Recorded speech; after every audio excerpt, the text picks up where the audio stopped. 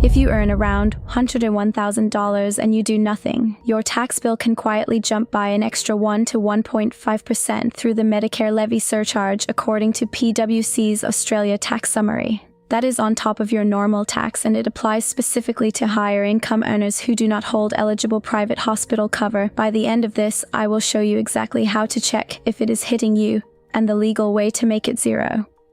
The central number here is 1.5%. which PwC describes as the maximum Medicare levy surcharge rate for higher income taxpayers without eligible private hospital cover. That surcharge sits on a sliding band from 1% up to 1.5% depending on your income. Understanding that band is the whole game, because it decides how much this silently costs you every year.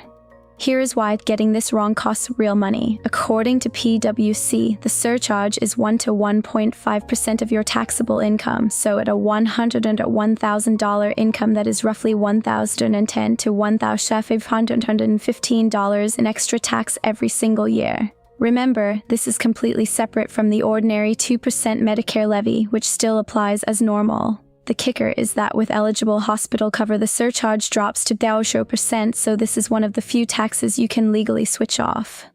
Now think about the long run, because this is not a one-off fee. Using a simple model at $108,000 of income, staying exposed for 27 working years costs roughly $43,000 to $65,000 in extra tax, based on the PwC surcharge band. That estimate is conservative because the surcharge is a percentage of taxable income, so any pay rise makes the dollar cost bigger.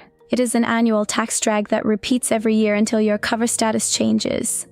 Move 1 is to actually check where you stand, and you do this for free through ATO online services. Log into MyGov, open ATO online services, and review your tax return, estimate, and income statement to see your taxable income. While you are there, confirm whether your private hospital cover is recorded correctly, because a data error can trigger the surcharge even when you're covered.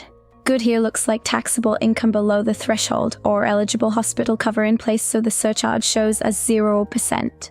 Move 2 is critical because not every health policy counts. Using the ATO's private health insurance guidance and your insurer's product sheet, check that your policy is genuinely eligible hospital cover and not just extras like dental or physio. Confirm the policy start date covers the full income year, because a gap can leave you partly exposed. For example, a hospital-only policy can be enough to remove the 1 to 1.5% surcharge, but this is general information, not personal advice, so check the PDS and your own circumstances before deciding. Let me make this concrete with a real comparison. For someone earning $108,000, the surcharge at 1.5% works out to about $1,620 a year based on the PwC rate band.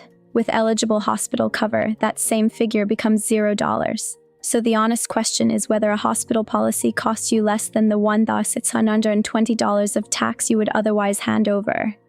Move 3 is where most people slip up, so do this before 30 June. The surcharge is based on taxable income, so add up your salary, bonuses, reportable fringe benefits, and any other taxable items, not just your base pay. As PwC notes, salary packaging and bonuses can keep you in the surcharge zone even when your base salary feels just under the line. Good here looks like a clear estimate of whether your total will sit above the threshold, so you can decide on cover in time.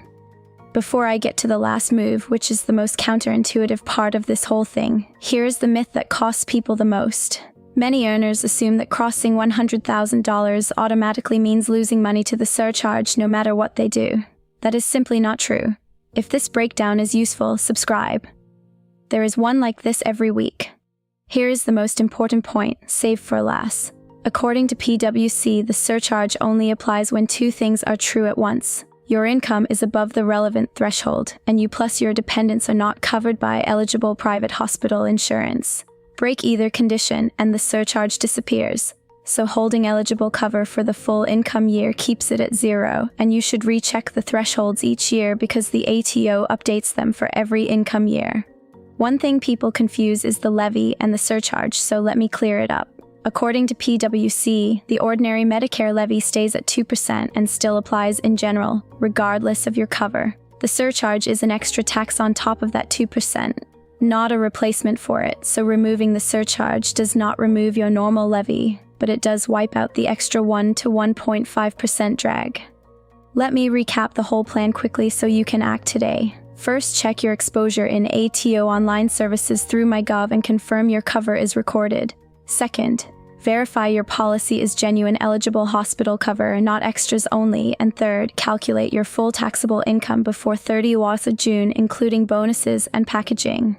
Keep in mind the surcharge only bites when income is above the threshold and you lack cover, and always re-verify the thresholds for your income year. Getting this right can legally turn a 1.5% surcharge into zero, which for higher earners is real money kept every year. Next, I am covering how the private health insurance rebate stacks with hospital cover to cut your net cost even further. If you want to catch that, subscribe so you do not miss it. This has been general information only, not personal advice, so check the PDS and your own circumstances before you make a move.